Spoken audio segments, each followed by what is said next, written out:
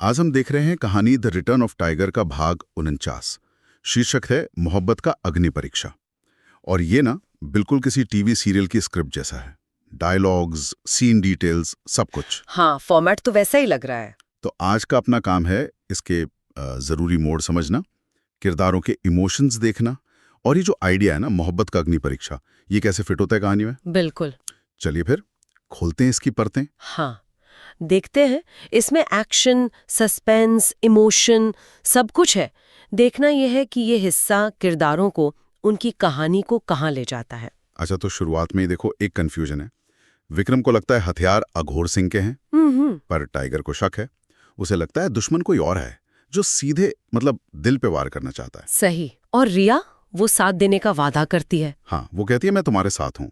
यहाँ टेंशन साफ दिखती है ना। बिल्कुल, यहीं से कहानी की नींव रखी जा रही है मेरे ख्याल से। दुश्मन का निशाना सिर्फ जिस्मानी नहीं है। नहीं, वो इमोशनली चोट मचाना चाहता है। एग्जैक्टली ये ज्यादा खतरनाक है।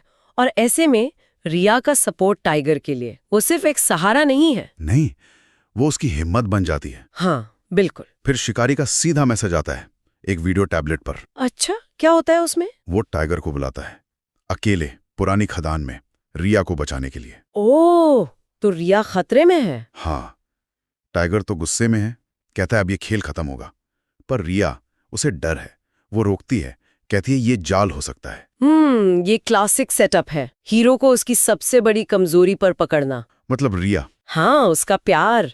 शिकारी ये बात समझता है और उसी को हथियार बना रहा है। लड़ाई बहुत पर्सनल हो गई है अब। इसके बीच एक बहुत इमोशनल सीन भी है, झील किनारे। हाँ, वो वाला। रिया टाइगर से लिपट कर रोती है। उसे डर लग रहा है टाइगर के लिए।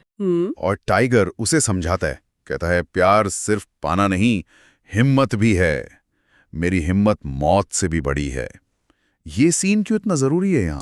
देखो, ये एक्शन के बीच एक ठहराव लाता है, किरदारों के रिश्ते को और गहरा करता है। अच्छा। ये सिर्फ एक रोमांटिक पल नहीं है, ये आने वाले टकराव के लिए क्या कहते हैं, स्टेक्स बढ़ा देता है। हाँ, दांव ऊंचा कर देता है। और टाइगर का वो डायलॉग, प्यार हिम्मत का नाम है, वो सीधे थीम से जुड़ता है, मोहब्बत का अग्नि परीक्षा। सही कहा। अच्छा, फिर एक्शन शुरू होता है पुरानी खदान में। जोरदार एक्शन। हाँ, टाइगर अकेले ही कई गुंडों से लड़ता है, तलवारबाजी, धमाके, सब कुछ। लेकिन असली ट्विस्ट तब आता है जब एक स्क्रीन पर रिया दिखती है, बम से बंधी हुई। ओहो। और टाइमर चल रहा है।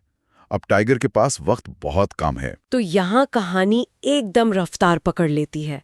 पहले फिजिकल लड़ाई और फौरन बाद में टाइम के खिलाफ रेस। हाँ, और इमोशनल प्रेशर भी। रिया को बचाना है। शिकारी यहाँ ज्यादा बेरहम नजर आता है। वो टाइगर को लगातार मुश्किल में डाल रहा है। टाइगर समर और अरमान की मदद से वो पहुंचता है रिया तक। Team work. हाँ, और बिल्कुल आखिरी पलों में रस्सी काटकर उसे बचा लेता है, बम को दूर फेंकता है और फिर जोरदार धमाका। तो हीरो जीत गया, रिया बच गई। हाँ, लगता तो है। पर क्या ये जीत पक्की है? अक्सर ऐसी कहानियों में लगता है कुछ बाकी है। बिल्कुल सही कहा, क्योंकि तभी अंधेरे से शिकारी निकलता है। आ गया वो और कहता है खेल अभी खत्म नहीं हुआ, और फिर वो धुएं में गायब हो जाता है। गायब। सीन के एंड में रिया और टाइगर गले मिलते हैं।